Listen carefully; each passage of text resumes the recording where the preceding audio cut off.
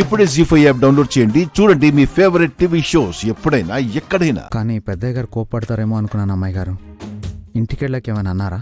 కూతురి ప్రాణాలు కాపాడితే ఏ తండ్రి కోపడతాడు రాజు? వీళ్ళేంది ఏకైకలో పక్కపక్కలు చేస్తున్నారు?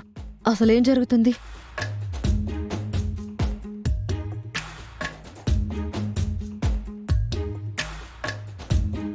అంతేకాదు రాజు, నైట్ నాన్న ఒక మాట అన్నారు. ఏంటమ్మాయి గారు?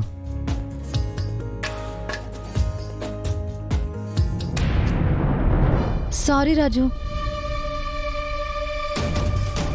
ఒక ఇంపార్టెంట్ విషయం గురించి మాట్లాడదామని వచ్చినాను. ఇక్కడ కూడా ఒక ఇంపార్టెంట్ విషయం గురించి సీరియస్గా డిస్కస్ చేస్తున్నాం. నువ్వు వెళ్ళి బయట వెయిట్ చేయి.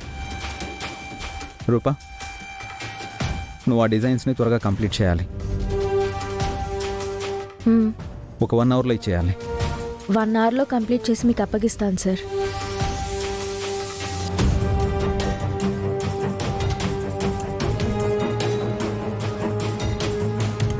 వీళ్ళిద్దరూ నిజంగానే వర్క్ గురించే డిస్కస్ చేస్తున్నారా? దానికి నవ్వుకోవడం ఎందుకు? మామూలుగా డిస్కస్ చేసుకోవచ్చు కదా. పెద్దయ్య గారు ఏం చెప్పారు అమ్మాయి గారు? నా భవిష్యత్తు నిర్మాణానికి వారధిగా ఉంటానన్నారు రాజు. అంటే నేను కోరుకున్న భవిష్యత్తుకు సపోర్ట్ చేస్తాననే కదా. అవునమ్మాయి గారు. నా భవిష్యత్తు నువ్వే కదా రాజు.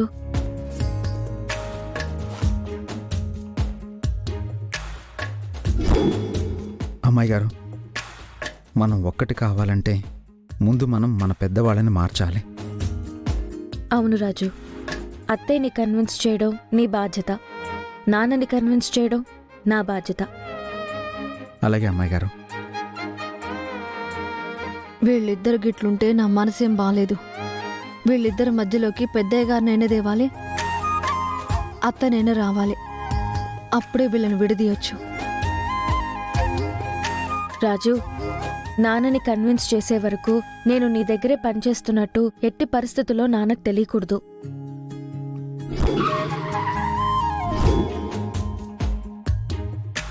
అలా తెలిస్తే నాన్నని మళ్ళీ మోసం చేశావనుకుంటారు.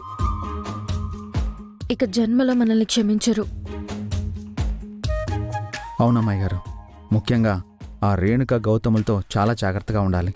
సరే రాజు, ఆ రేణుక అప్పటినుంచి అలా చూస్తూనే ఉంది. నేను వెళ్తా.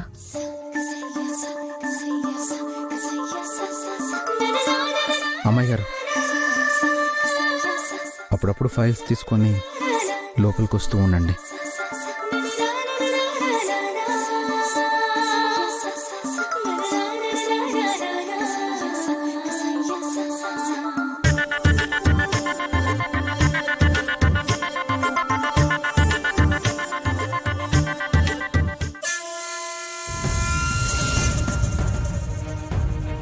అమ్మాయి గారి విషయంలో ఎలా అయినా అమ్మని కన్విన్స్ చేయాలి.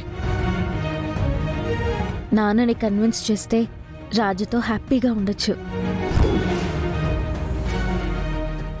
జీ5 యాప్ డౌన్లోడ్ చేసి అన్ని ఎపిసోడ్స్ పూర్తి ఉచితంగా చూడండి.